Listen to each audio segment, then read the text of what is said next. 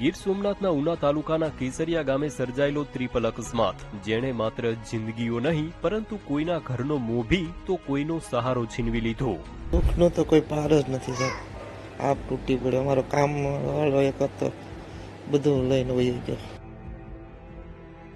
બહુ અમને આપઘાત લાગ્યો. હવે મેં ત્રણમાં દીકરા એકલા કામીને મારાથી કંઈ કામ નથી થતું. 19 નવેમ્બરે સર્જાયેલા આ ટ્રિપલ અકસ્માતમાં 3 લોકોના મોત નીપજ્યા, જેમાંથી 2 સગા ભાઈઓ હતા. સાંજે કેસરિયા ગામના 20 વર્ષીય હિતેશ સિંગોડ અને તેમનો 8 વર્ષનો ભાઈ પરિમલ બાઇક પર કાકાની દીકરીને વાડીએ મૂકવા જઈ રહ્યા હતા. આ સમયે આગળ જઈ રહેલી બોલેરોને ઓવરટેક કરતા સામેથી બાઇક પર આવી રહેલા નાથડ ગામના ભીખાભાઈ સાથે તેમનો અકસ્માત થયો, જેમાં હિતેશ, પરિમલ અને ભીખાભાઈનું મોત નીપજ્યું, જ્યારે બાઇક પર સવાર એક યુવતીનો આબાદ બચાવ થયો છે.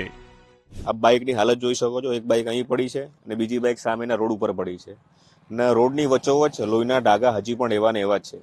એટલે દ્રશ્યો